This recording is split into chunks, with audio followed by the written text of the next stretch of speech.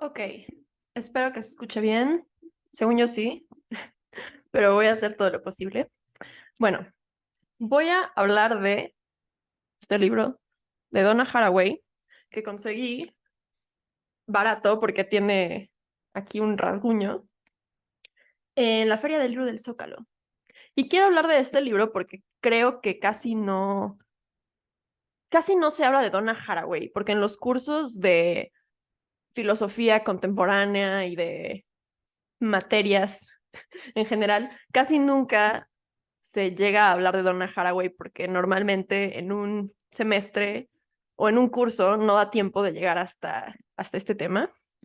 Pero bueno, yo he dado algunos cursos y algunas materias y siempre he querido hablar de Donna Haraway, pero nunca me da tiempo de hacerlo. Y además, creo que es una autora contemporánea muy importante que casi no se lee porque no es muy accesible para muchos.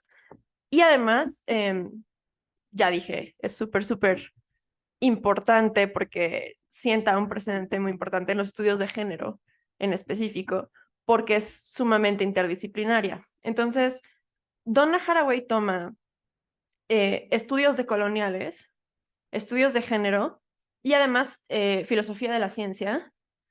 eh, Mezcla todas estas cosas para darle una perspectiva como muy fresca e interdisciplinaria de los temas que trata, que es principalmente primatología, ¿no? Pero también habla de cultura pop y también habla de ciencia ficción.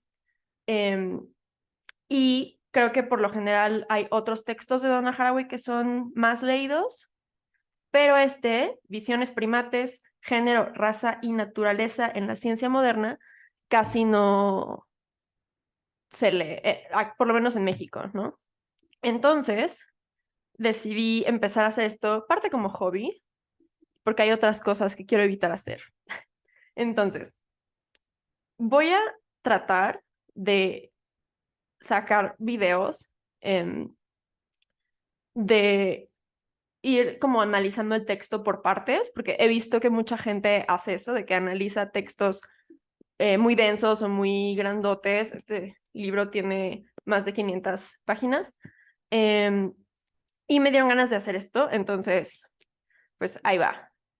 Creo que vale la pena empezar desde la introducción y creo que este video va a ser justo nada más la introducción de Visiones primates y después voy a tratar de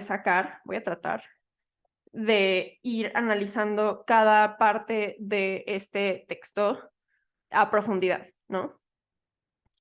Entonces, al principio, la introducción, que es la persistencia de la visión.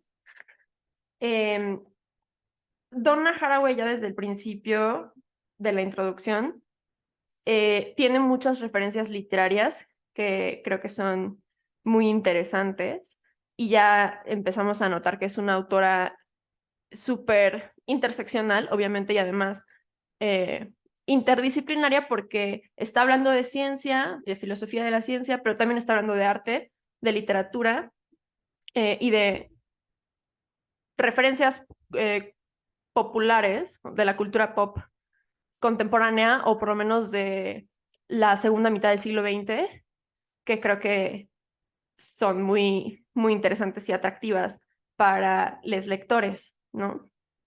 Entonces empieza preguntando qué es la naturaleza para la gente. Si han leído alguna vez a Donna Haraway, una de sus frases más célebres, creo yo, es que no hay nada más cultural que la naturaleza y que la ciencia. Estoy parafraseando aquí, pero creo que de entrada tenemos que entender que para la autora, la ciencia y la naturaleza como tal son narrativas culturales, ¿no?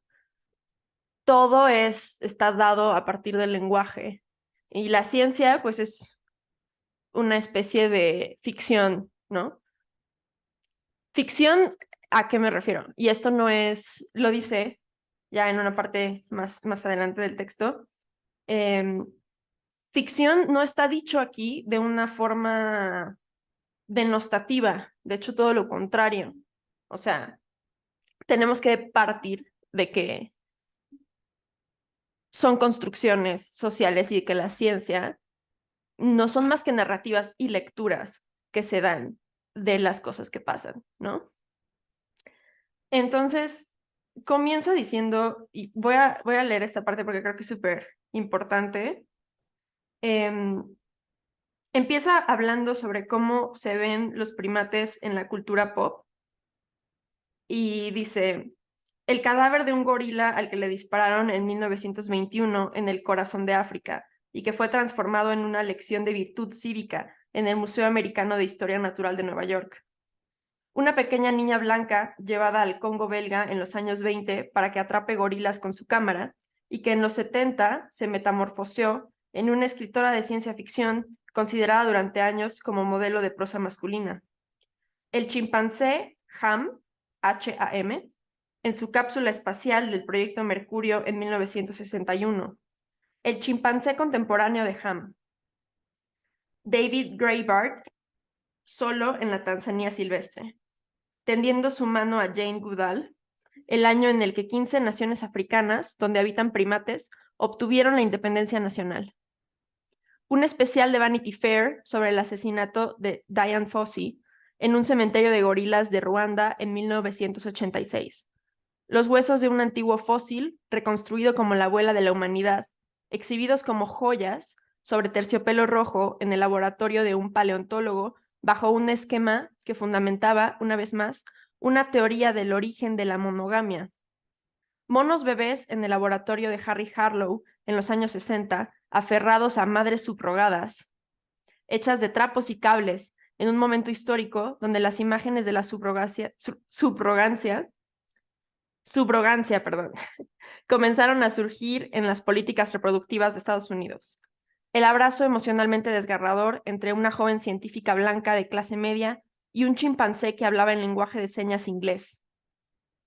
En una isla del río Gambia, donde mujeres blancas enseñaban a los simios en cautiverio a retornar, entre comillas, a la naturaleza, entre comillas, una tarjeta de felicitaciones de Hallmark que invierte las imágenes de King Kong con una mujer rubia monstruosa y un gorila, espalda plateada, muerto de miedo en la cama, en una obra llamada Vengándose. Los dibujos anatómicos de simias vivas y fósiles cuyo esquema corporal coincide con el de una mujer humana moderna, para enseñar a los estudiantes de medicina el significado funcional de las adaptaciones humanas. Mujeres y hombres comunes de África, Estados Unidos, Japón, Europa, India y otras partes, con grabadores y anotadores, transcribiendo las vidas de monos y simios bajo la forma de textos especializados, que se convirtieron en elementos en disputa dentro de controversias políticas en muchas culturas. Esta parte, obviamente, creo que vale la pena analizar de qué está hablando, ¿no? Y está hablando en parte de Lucy y de un montón de otros restos óseos que se han encontrado y que supuestamente sirven para reconstruir la evolución de la historia de la humanidad. Si han leído, por ejemplo, hay un libro que se llama Sapiens, que fue súper popular, de hecho, bestseller, y todavía lo tienen así de que en Gandhi, en la zona de libros más vendidos y libros recomendados. Bueno, lo que sucede es que muchos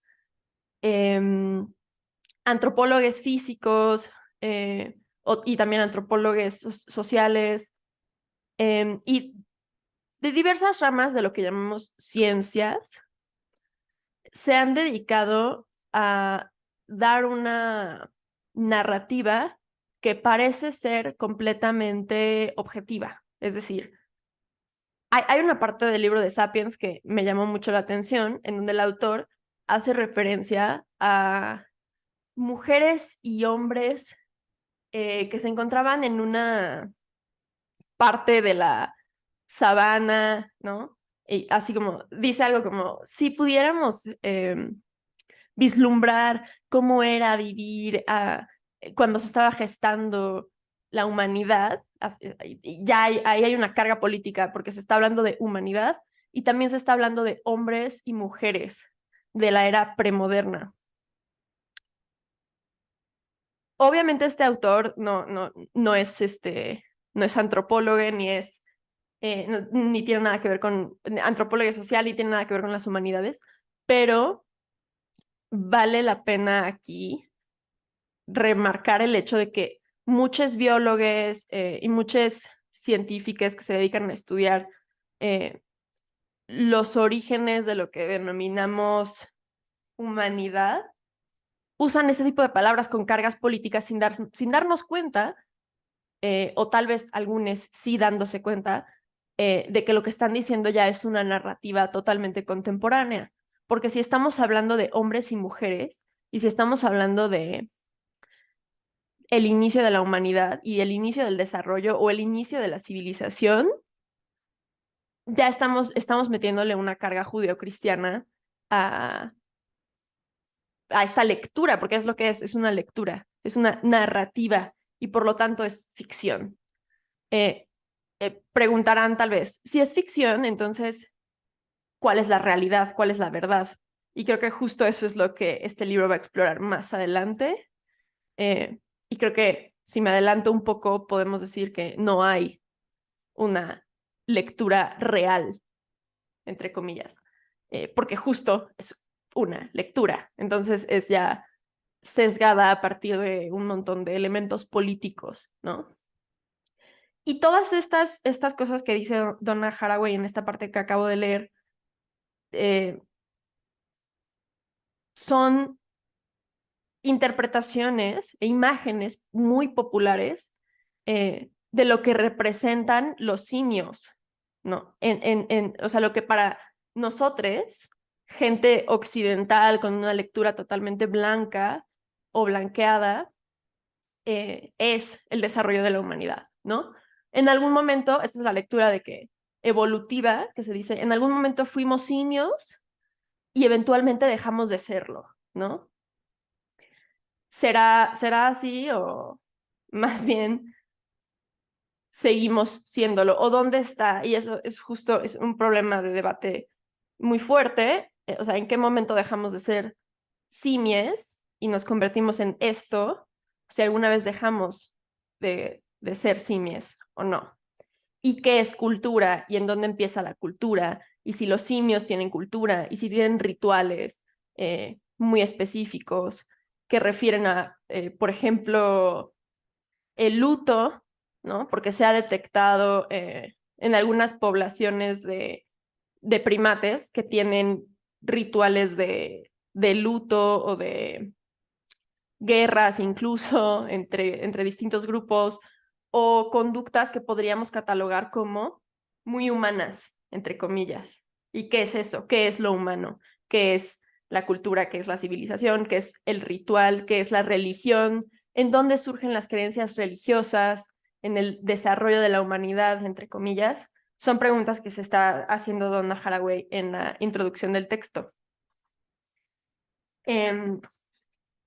Algo que voy a leer esta cita porque tiene que ver con lo que estoy diciendo ahorita, es que la práctica científica está incrustada en narrativas y ficciones, ¿no? Es lo que estaba diciendo hace ratito, y voy a leer esta cita nada más para dar cuenta de ello, para tomar una parte del texto. La práctica científica y las teorías científicas producen y se incrustan en un particular tipo de historias. Cualquier enunciado científico acerca del mundo depende íntimamente del lenguaje, de la metáfora. Las metáforas pueden ser matemáticas o culinarias. En cualquier caso, estructuran la visión científica. La práctica científica es, sobre todo, una práctica narrativa, en el sentido de una práctica histórica específica de interpretación y testimonio. Esta cita me parece fundamental porque aquí estamos viendo la interconectividad entre las artes y las humanidades y la ciencia, y cómo esta división, más bien, no es interconectividad, me corrijo, es lo mismo, ¿no? Porque ¿qué es la ciencia ficción, ¿no? Science fiction, sino una lectura de lo que puede ser y de lo que va a ser. Y la ciencia, lo que nos venden y nos dicen como ciencias exactas, son también una lectura y una forma de interpretar el mundo. En ese caso, ¿por qué no? Ya yo lanzo esta pregunta. ¿Por qué no se podría hablar de las artes o de el psicoanálisis, por ejemplo, o de otras disciplinas como ciencia? Porque normalmente escuchamos cosas como, es que eso no es ciencia, no hay evidencia científica, por lo tanto eso no puede ser una ciencia, ¿no? Pero la ciencia para Donna Haraway es una narrativa. Entonces, ¿por qué no hablar de la filosofía como ciencia? Porque, y creo que aquí podemos pelearnos todos, porque los científicos dirán que las artes y las humanidades y que el psicoanálisis no pueden ser una ciencia, pero es que todo depende de tu definición de ciencia. Y si pensamos aquí como Donna Haraway, pensando la ciencia como una narrativa y como una ficción, en ese sentido, también las artes y también muchas otras disciplinas podrían ser consideradas como ciencias, ¿no? Porque ¿a qué se debe o a qué ideología política o a qué objetivo obedece que siempre estemos dividiendo todas estas disciplinas, ¿no? Con categorías que son totalmente positivistas. Hay unas cosas que tienen evidencia y hay otras cosas que no, y por lo tanto unas cosas sí son ciencia y otras cosas no. Esa es la lectura, digamos, hegemónica. Y la lectura de Donna Haraway es completamente opuesta. Y bueno, no solo de Donna Haraway, vamos a ver que Donna Haraway se está basando en otros autores importantes como Bruno Latour, que falleció el año pasado y a mí se me olvidó que estaba muerto. Bruno Latour, pero que tiene una lectura de la filosofía de la ciencia que es totalmente social, ¿no? Y aquí lo dice más adelante.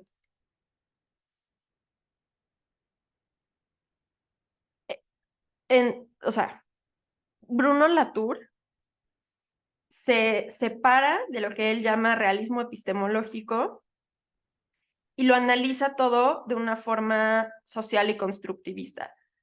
¿Qué demonios es realismo epistemológico y qué demonios es lo constructivista? Bueno, creo que Donna Haraway, y por eso les digo que es una autora muy interdisciplinaria e interseccional, está pensando en términos estéticos también. Entonces usa palabras como realismo y naturalismo, también positivismo, pero sobre todo realismo y naturalismo, porque está pensando en términos de la representación, es decir, está pensando en términos de lo performático. Ojo aquí, porque Donna Haraway es súper inspiración para muchas otras autoras, entre ellas Butler y muchos otros autores, autoras de Estados Unidos. O sea, claro, estamos hablando de un contexto muy de élite, de universidad. Es muy evidente cuando leemos a Donna Haraway que pues sí es una académica. Esto no quiere decir que esté mal, solamente creo que lo estoy señalando, creo que vale la pena señalarlo. Y utiliza estos términos que son muy de la estética, como, y que a mí, por mi formación, me recuerdan mucho a la pintura, y es decir, o sea, y a la literatura también. ¿Qué es eso del realismo y el naturalismo? Son corrientes que buscan retratar la realidad de una manera fiel, ¿no? Y vamos a decir la realidad entre comillas, pero que finalmente aceptan ser y son representación, ¿no? Cuando tenemos una lectura de realismo epistemológico, estamos hablando de un análisis científico positivista. Esas ya son mis palabras, es mi interpretación de Haraway. En lugar de hablar de un asunto social que se va construyendo, estamos hablando de un asunto que busca ser fiel a lo que se ve y que en ese sentido engaña mucho, ¿no? Esto a mí me recuerda a lo que decía Roland Barthes en, en La cámara lúcida, por ejemplo, cuando habla de la fotografía y de cómo la fotografía busca retratar la realidad, entre comillas, pero finalmente lo que produce es un antirrecuerdo, es una antítesis de lo real, porque cuando se captura algo, se está dejando de lado todo lo demás que está alrededor, ¿no? Y ya desde la propia captura de nuestro ojo, ya pensándolo de una manera más fenomenológica, estamos, lo que percibimos con los ojos no es lo que está ahí. Suena así como que muy alucinógeno que esté diciendo esto, pero así es, ¿no? Todo está atravesado por la percepción. Entonces, cuando se trata de pintar o de eh, representar algo a través de, por ejemplo, la lente de una cámara, se está reduciendo todo a una cierta visión. Cuando estamos hablando, por ejemplo, del documental, del cine documental, pasa algo similar, ¿no? A veces los documentales tratan de arrojarnos una idea, o por lo menos la visión hegemónica del documental es que no es ficción. Esto no es ficción, es un documental que busca dar cuenta de un acontecimiento, de algo que pasó, ¿no?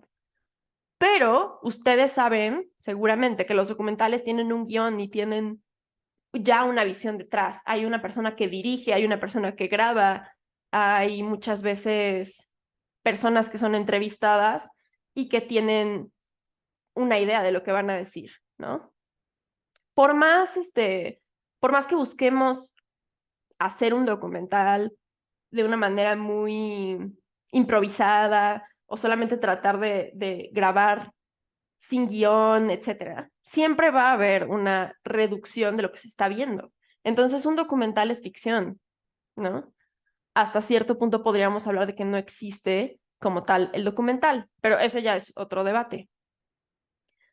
Eh, Tampoco existe como tal, digamos, una ciencia, o sea, de lo que es y de lo que va a hacer, sino que está en constante evolución y no solo está en constante evolución, sino que está sujeta a ideales políticos mayores, hegemónicos. Y a lo mejor me van a decir, pero no, porque, por ejemplo, en la medicina o en la ciencia siempre se busca ser objetivos y siempre se busca no caer en patrocinios, ¿no? O en ideales políticos. Puede ser que sí, y de todas formas yo diría que en las ciencias sociales y en las humanidades también se busca eso. Muchas personas buscan eso, no todas, no todes, pero siempre hay alguien que está produciendo la idea.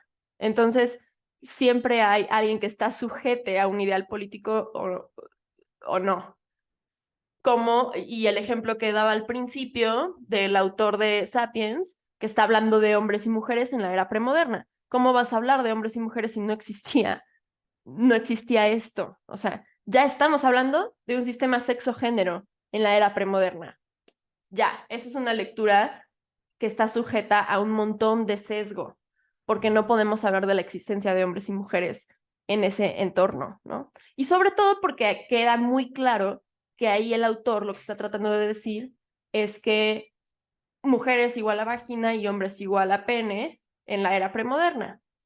Y no, o sea, ya estamos partiendo de sesgos.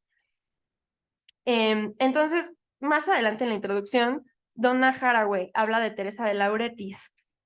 Teresa de Lauretis es otra autora súper importante de los estudios queer, de los estudios de género y que acuñó el concepto de lo queer, entre comillas, ¿no? Entonces, voy a leer esta cita rápido. Teresa de Lauretis pensaba que el trabajo con los signos del SF, Science Fiction, era, entre comillas, potencialmente creador de nuevas formas de imaginación social. Creador en el sentido de capaz de mapear áreas donde el cambio cultural pueda tener lugar, de vislumbrar un orden diferente de relaciones entre las personas y entre las personas y las cosas. Una conceptualización diferente de la existencia social, incluso de la existencia física y material. Y esto voy a así rapidísimo explicar que Teresa de Lauretis, cuando, y hace muchos, Teresa de Lauretis es una autora que hace mucha interpretación de cine y que habla de semiótica y también habla de psicoanálisis, y que habla de la producción cultural no como algo que es creado por un contexto y que tiene un rol pasivo, ¿no? Que nada más es consumido y ahí termina el ciclo de producción, sino que el medio, o sea, pensemos por ejemplo en una película, la película produce a su vez cosas. Entonces, es un ciclo interminable, por eso es un ciclo, que dice que los medios culturales, o sea, y la producción cultural, no solo es producida por un contexto, sino que produce a su vez contextos. Es decir, por ejemplo, si hablamos del sistema sexo-género, una película no solamente surge en un contexto capitalista blanco occidental, en donde está pensando en una película, por ejemplo, hecha en Estados Unidos, en Hollywood, no solamente esta película está siendo producida en un contexto capitalista blanco, eh, y que está inserto en el sistema sexo-género contemporáneo, sino que a su vez esta película reproduce esos estereotipos y esas creencias del capitalismo blanco y patriarcal que produce el sistema sexo-género. La película no solamente es creada en un contexto de género, sino que a la vez produce género. La película produce hombres y mujeres. Creo que así, pausa, porque hay mucho que digerir, pero ese es solamente una pequeña probada de lo que dice Teresa de Lauretis en un libro que se llama Tecnologías de Género y en otro libro que también es importante que se llama Alicia Llanó y en muchos otros de sus textos, pero esa es como su principal tesis, ¿no? Si tuviéramos que reducir a todo lo que dice Teresa de Lauretis a unas pocas palabras, sería más o menos eso que acabo de decir. A continuación, Donna Haraway habla sobre lo que ella considera que son las 4 tentaciones más importantes al momento de escribir este libro que vamos a analizar más adelante. Eh, Uno de ellos, o sea, y ella usa la palabra tentación porque cree que caer en una sola de estas interpretaciones y no en las demás, pues produce una mirada reducida del tema, ¿no? Entonces, la primera es la visión social constructivista de Bruno Latour. Eh, la segunda es la tradición marxista, materialista, del análisis de la ciencia, ¿no? La tercera, pues, es la visión científica de que todo lo que, la visión, digamos, hegemónica de la ciencia. Y la cuarta tentación, que se cruza con las otras tres, dice la autora, tiene que ver con los estudios de coloniales y de raza y de género, ¿no?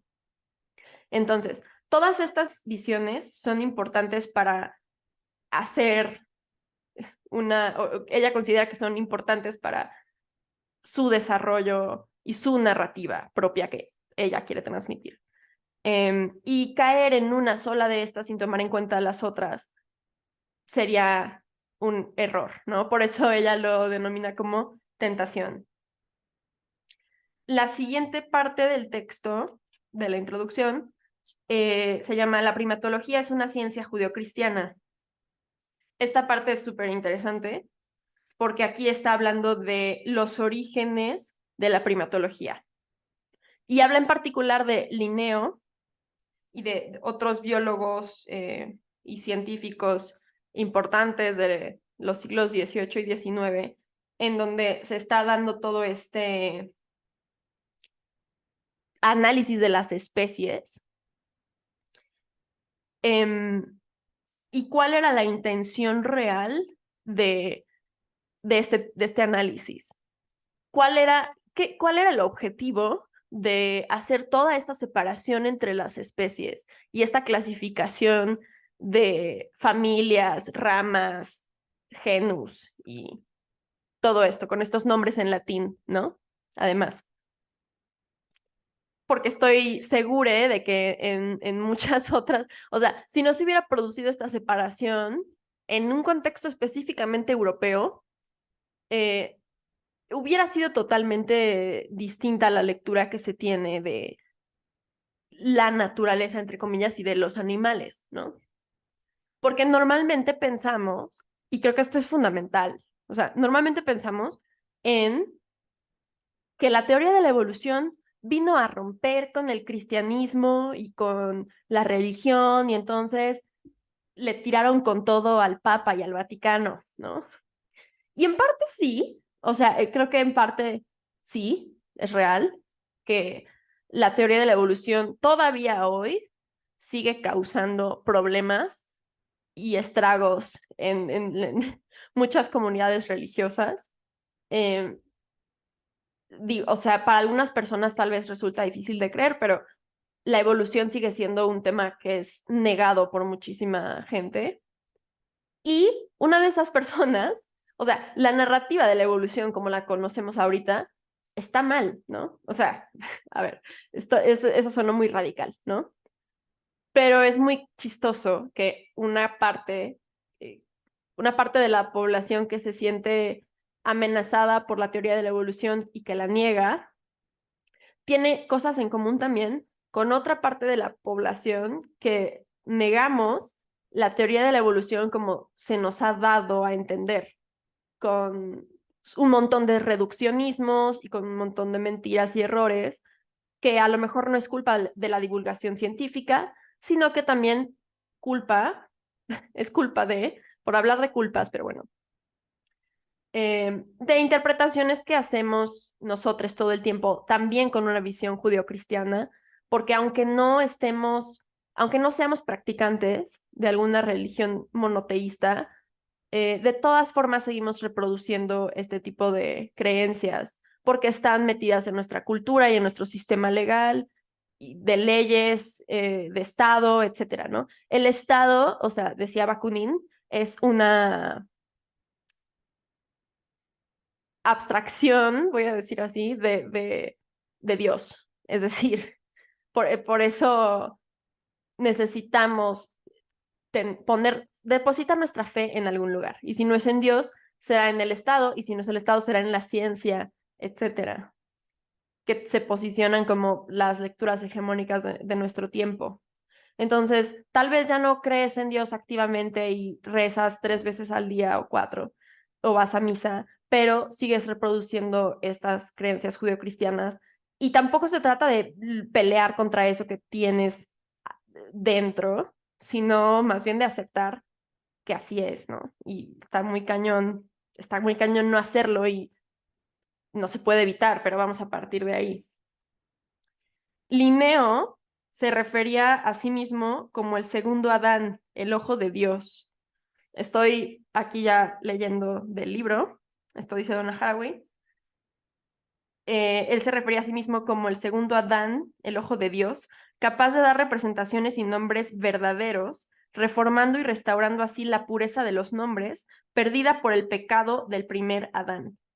Entonces, es lo que decía hace ratito, de que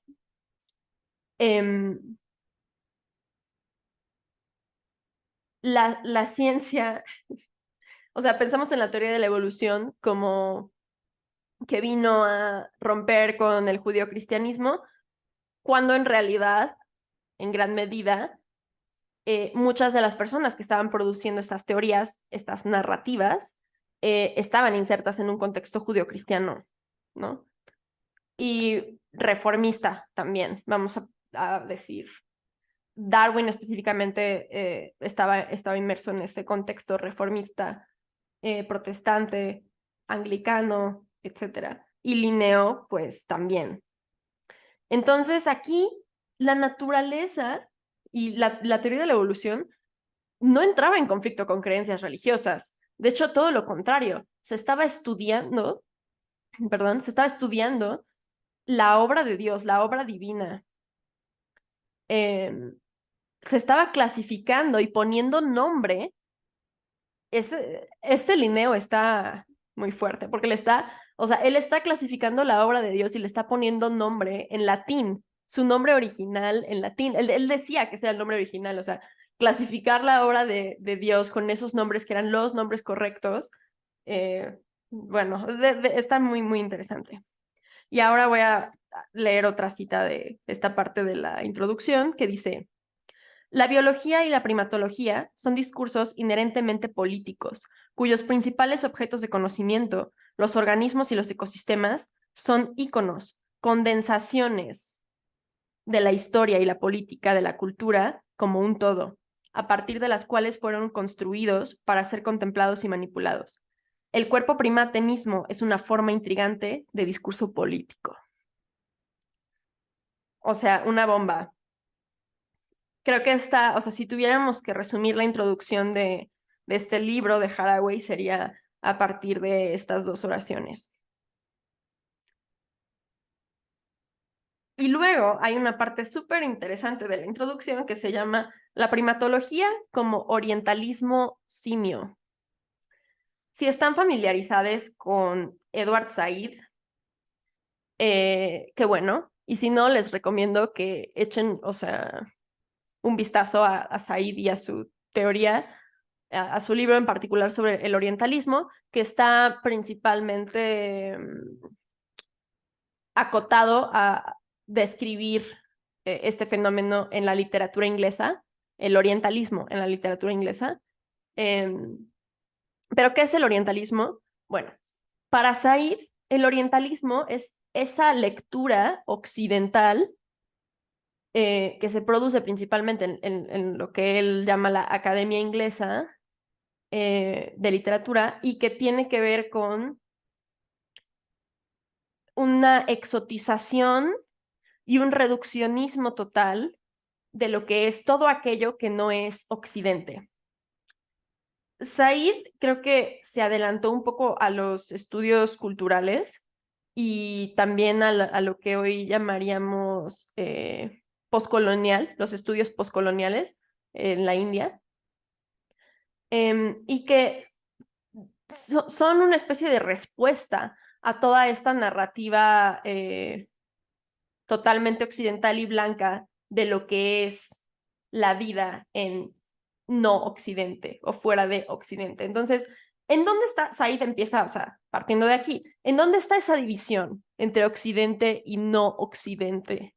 O Zizek diría, o sea, ¿en dónde está esa división entre la Europa civilizada y la Europa salvaje, entre comillas? O sea, salvaje, entre comillas, estoy usando esa palabra con una connotación muy fuerte a propósito, porque es así como se veía todo lo que no fuera occidental, o sea, se veía de una manera salvaje. Y este constructo de lo salvaje es fuertísimo porque para poder y eso ya lo estoy diciendo yo, esto no lo dice Said, creo, igual y sí, pero espero no estarme equivocando, pero para tú poder colonizar, tienes que primero autocolonizarte, ¿no? Ahí está. Entonces tienes que tener una lectura de lo que es lo civilizado dentro de tu propio contexto y ya después empiezas a decir y a poner parámetros de lo que es o no civilizado y occidental, etcétera. Entonces, en este sentido del orientalismo, pues todo lo que no fuera Inglaterra tenía o Reino Unido, más bien no Inglaterra, tenía un dejo ahí de salvajismo. Y esto, por supuesto, que es racista totalmente, ¿no? Eh, entonces, Said también habla de algo que es muy interesante, que es Medio Oriente. ¿Qué diablos es Medio Oriente? Y si se han dado cuenta en el mapa, Europa es una península de Asia, ¿no? O sea, ¿qué es Europa como tal? ¿En dónde termina y en dónde? Eso es una discusión política fuertísima. ¿Turquía es Europa o no es Europa? Y yo no estoy poniendo esa pregunta, más bien o sea, es una pregunta que existe. ¿Deberíamos aceptar a Turquía o no en la Unión Europea? Uf, ¿por qué? Porque son musulmanes, entonces, híjole, ¿no? Bosnia-Herzegovina, uy, son musulmanes. Como que ahí dejo de racismo eh, muy fuerte, ¿no? Entonces, Donna Haraway toma el concepto de orientalismo en Said y lo utiliza para hablar de lo que ella denomina el orientalismo simio, que es la primatología. ¿Por qué? Porque los primatólogos llegan con su visión occidental a estudiar grupos de simios y primates. Entonces, ¿qué sucede ahí? Pues hay un estudio del otro, ¿no? Y ese estudio del otro y esa visión del otro y esa lectura de un otro, como en la literatura inglesa o en el cine de Hollywood, se hace una lectura de lo otro, de Medio Oriente, y no nada más estoy hablando del cine y la literatura, hablemos, por ejemplo, de las noticias, o sea, cómo esto es importante hoy en el conflicto genocidio del pueblo palestino que se está dando por parte de Israel. ¿Cuál es la lectura de los medios de comunicación hegemónicos? Ahí también hay ficción y ahí también hay narrativa y ahí también hay sesgo, obviamente, ¿no? Desde aquellos medios que buscan ser objetivos, o sea, no estamos hablando de las artes nada más, estamos hablando de todo, de la ciencia también. Y cómo también desde la ciencia se han reproducido narrativas completamente racistas, eh, clasistas y demás. Y como el estudio de la primatología, pues es un estudio del otro, así como el orientalismo es un análisis y una representación del otro, ¿no? Porque, dice Said, ellos no se pueden representar a sí mismos. Según la lectura occidental, ellos deben ser representados por nosotros, ¿no? Entonces, y aquí, bueno, Donna Haraway explica un poco más sobre esto, pero dice algo muy interesante que es, aquí la escena de los orígenes no es la cuna de la civilización, sino la cuna de la cultura, hablando de la primatología, del ser humano distinguiéndose de la existencia animal.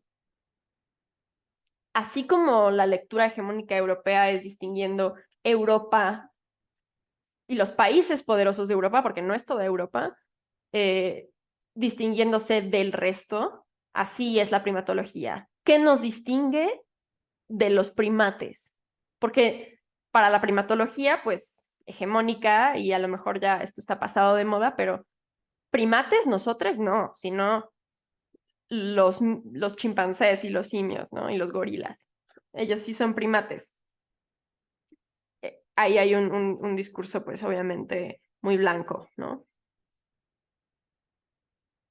El discurso, ya estoy leyendo el texto, el discurso orientalista, entre comillas, simio, primero debe construir los términos animal, naturaleza, cuerpo, primitivo, femenino.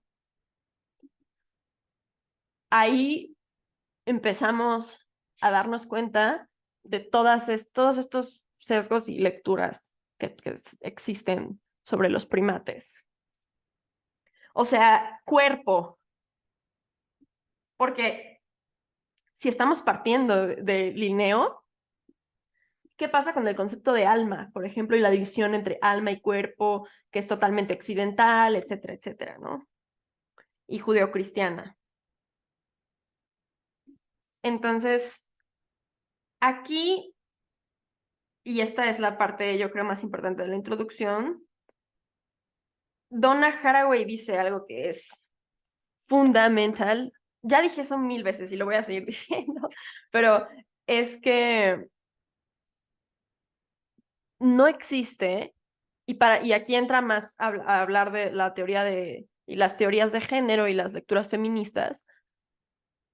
Donna Haraway dice, textual, que se pone nerviosa cuando se habla, por ejemplo, y esta es la lectura que todos tenemos, el sexo es hormonas y biología y cromosomas, y el género es lo social, la construcción social, cultural, religiosa, etc. No, error garrafal, dice Donna Haraway. Y creo que Butler sigue también en esta línea, y Teresa de Lauretis también está en esta línea, que es que tanto el sexo como el género son construcciones, son narrativas y son ficciones. ¿Por qué? Porque el sexo se construye a partir del lenguaje y ya sabemos que el sexo ni siquiera es binario y ya sabemos que hay un montón de posibles interpretaciones de lo que es el sexo. Entonces, pensar que naturaleza, y no solamente en la dicotomía sexo-género, sino también pensemos la dicotomía naturaleza-cultura, implica una separación entre ambos y no pensar que son de la misma cosa. O sea, Donna Haraway dice, podemos pensar en el sexo como la materia prima del género y en la naturaleza como la materia prima de la civilización o de la cultura. Vienen de ahí, o sea, y son, a fin de cuentas, construcciones. Entonces, la lectura que se tiene y que se dice y que se enseña muchas veces en la academia y en muchos lugares, solamente, y no es culpa de la banda, pero de la bandita.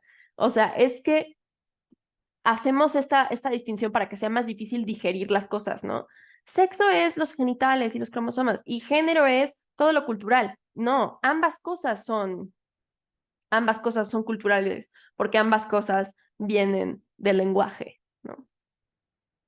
Espero haber sido clara en esa última parte para ya dar entrada por fin a lo que viene de el texto de Donna Haraway. Creo que ya hablando de lo que es lo femenino y la mujer y en las primates, porque en el estudio de la primatología hay un sesgo misógino muy fuerte y también eso lo dice Donna Haraway. ¿Cómo podemos pensar esta división sexo-género? Porque entonces las chimpancesas, las gorilas y demás son hembras. Ahí hay entre la distinción hembra y macho,